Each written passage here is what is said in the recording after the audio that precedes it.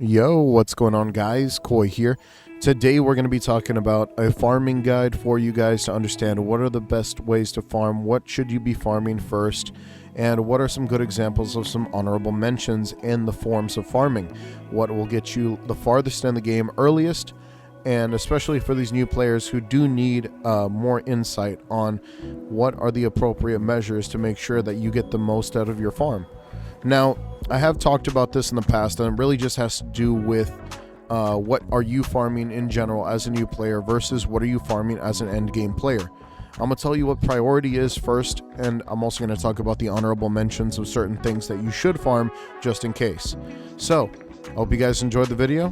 Don't forget to like and subscribe. Hit that notification bell down below if you want more anime run content. Let's get into it. Alright, so first things first, whenever we talk about farming, we talk about characters. And we talk about characters, we talk about what are the first things you want to do to your characters to make sure that they are super viable off rip. I'm just going to show you guys what are the priority mandates and work from there.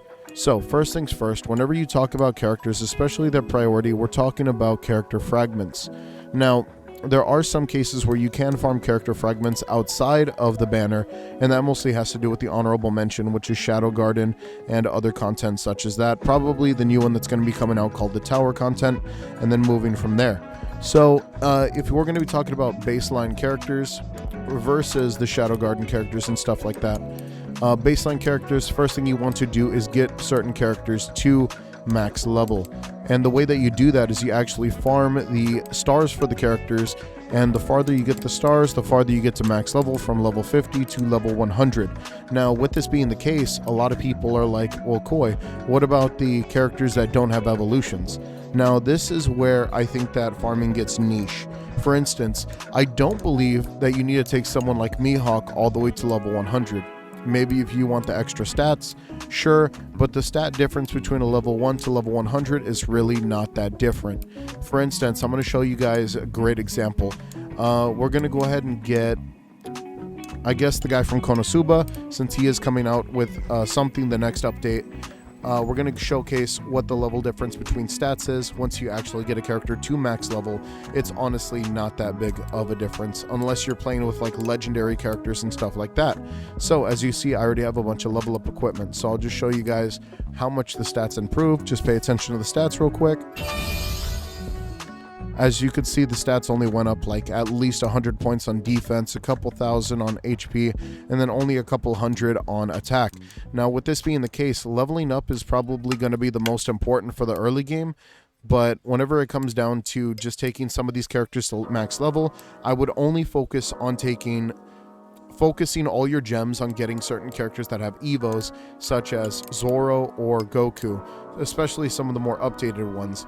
Now, I understand my last video was a little controversial because people wanted me to go deeper into the guide, mostly on what evos are the best. Now, honestly, if I'm going to be entirely honest with you guys, a lot of evos didn't get crazy updates. They mostly just got balance fixes. So, unlike Goku, who got a full rework, some of the characters like Sasuke just only got like a minor buff. So please, take that with a grain of salt if you want to, but in reality, we're only taking characters that have evolutions to that max level. Alright, next we're going to be talking about gears. Gears, I'm not going to really go too deep into this because I've already done a video on it. If you guys haven't checked it out before, it's always in the description below for you guys. But gears you're going to get from a lot of content, but this is going to be your number one. You're going to be farming gears, then you're going to be farming levels, then you're going to be farming everything else. So whenever we talk about everything else, we really just mean in the form of what you use to upgrade this stuff. For instance, skills are going to be the last thing you actually upgrade on a character, and I'm going to be entirely real. It's because of how drastic skill upgrades actually cost. They cost to a ridiculous degree, and I'm going to show you at level 60 is when this cost jumps. So if we look right here, as you can see, I already have Blessed Rain at level 60, but if I wanted to take this thing to max level, look at how much I actually need to do that, and it's at a ridiculous degree for only 2 times the stats. So as you can see, this is going to be the last end game thing you're going to do for only characters that you plan on focusing on, such as your supports and your defense characters sometimes, and then mostly your attackers, obviously. So for instance, there are some defense characters that don't benefit from this at all. And I'm going to be real, that's going to be characters like Broly, who only get damage, which doesn't give them any defense. And even Epsilon, who only gains damage as well. You're not going to take this character to that next level. Sadly, it's just because these characters are just not worth putting the time and effort into, especially whenever it comes to farming this, because they don't gain any defensive buffs at all, only damage buffs, which would be better spent on a character like Goku and other characters so and so. Now, with gears, they're going to cost quite a bit, but mostly just having to do with the equipments, but we'll talk about that right now. So let's go ahead and talk about the farming methods. What are the best methods to farm and stuff like that? And let's go ahead and get into it. So first things first, whenever we talk about the methods, they obviously do show some of the methods on here, and I don't think that this is entirely accurate. For instance, you don't get the best amount of artifacts, upgrade stones, or treasures from raid at all. And I'm going to be entirely real. This is one of those honorable mention farms that you want to do on the side, but this is mostly if you just want to get guaranteed artifacts, guaranteed trade tickets, guaranteed costume tickets, stuff like that. This is the only stuff you're really going to be getting from this besides the actual evolution equipment itself. Now, with this being the case, obviously, you don't want to spend on capsules or EXP. It's just not worth it, especially at the cost and the amount that you actually get. So, that's just that. Now, the other honorable mention I do want to talk about is going to be over here in the main area, and that's going to be the Shadow Garden event. When we talk about the Shadow Garden event, in reality, we're talking about the exchange. What is the most you get out of the exchange and I'll talk to you about this right now.